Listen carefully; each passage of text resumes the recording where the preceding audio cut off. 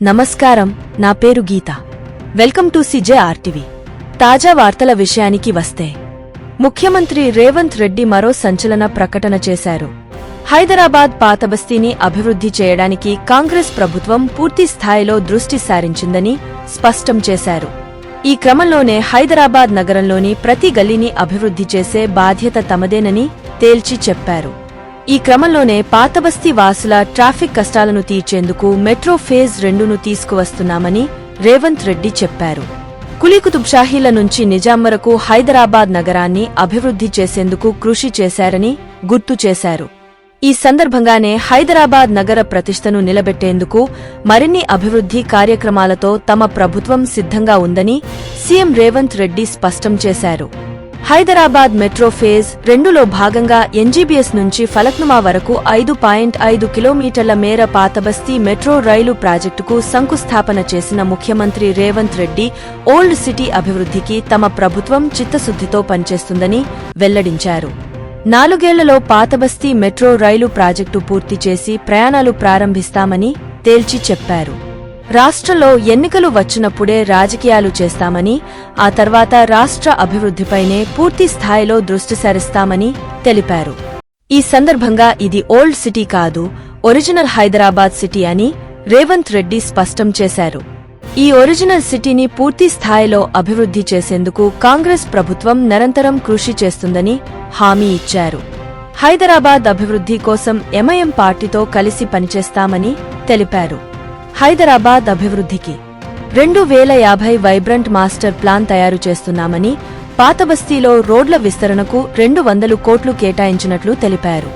ఈ సందర్భంగానే నగరం నడిబొడ్డున ఉన్న చంచల్గూడ జైలును ఇప్పుడు ఉన్న ప్రాంతం నుంచి మార్చేస్తామని వెల్లడించారు. ఆ స్థానంలో పాఠశాలలు, కళాశాలలు నిర్మించి ఆ ప్రాంతంలో పేదవారికి KG to PG ఉచిత విద్యను అందిస్తామని స్పష్టం చేశారు.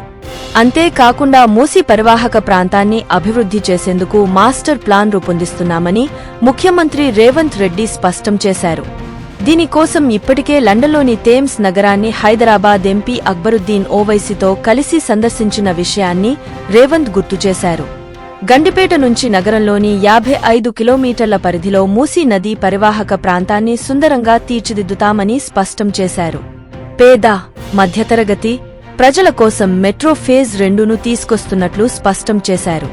ఓవైసీ హాస్పిటల్, చాంద్రాయణగుట్ట, మైలార్ దేవర్పల్లి నుంచి శంషాబాద్ ఎయిర్ పోర్టు వరకు మెట్రో రైలు కారిడార్ను విస్తరిస్తున్నామని రేవంత్ రెడ్డి వెల్లడించారు. ఈ కారిడార్లో భాగంగానే చాంద్రాయణగుట్టలో మెట్రో జంక్షన్ను ఏర్పాటు చేయబోతున్నట్లు ప్రకటించారు. హైదరాబాద్ నగరంలోని ప్రతి గల్లీని అభివృద్ధి చేసే బాధ్యత తమ ప్రభుత్వానిదేనని సీఎం రేవంత్ తేల్చి చెప్పారు. ఇక మైనారిటీల కోసం 4% రిజర్వేషన్ అమలు చేసిన ఘనత కాంగ్రెస్ పార్టీకే దక్కతుందని తెలిపారు. రాష్ట్రంలో 10 ఏళ్లు కాంగ్రెస్ అధికారంలో ఉంటుందని ఈ సందర్భంగా రేవంత్ రెడ్డి ధీమా వ్యక్తం చేశారు. ఇచ్చిన మాట ప్రకారం హైదరాబాద్ నగరాన్ని, తెలంగాణ రాష్ట్రాన్ని అభివృద్ధి చేసి చూపిస్తామని హామీ ఇచ్చారు. హైదరాబాద్కు గుండెకాయ లాంటి పాతబస్తీకి వచ్చిన సీఎం రేవంత్ రెడ్డికి MIM అధినేత, హైదరాబాద్ ఎంపీ అసదుద్దీన్ ఓవైసీ స్వాగతం పలికారు. ఇచ్చిన హామీలను అమలు చేస్తారని ఆశిస్తున్నామని, అభివృద్ధికి సహకరిస్తామని చెప్పారు. ఎంతో పట్టుదలతో రేవంత్ రెడ్డి ఈ స్థాయికి వచ్చారని ఓవైసీ చెప్పారు. రాష్ట్రంలో ప్రజలు కలిసిమెలిసి ఉన్నారని, కొన్ని శక్తులు విధ్వంసానికి కుట్రలు చేస్తున్నాయని, వాటిని అడ్డుకోవాలని పిలుపునిచ్చారు. పాతబస్తీ అభివృద్ధి పనుల కోసం ముఖ్యమంత్రిని కలవగానే 120 కోట్లు విడుదల చేశారని, మూసీ నది అభివృద్ధికి తమ పార్టీ సహకరిస్తుందని పేర్కొన్నారు. మరొక తాజా వార్తలతో మీ ముందుకు మళ్లీ వస్తాను. అంతవరకు సెలవు.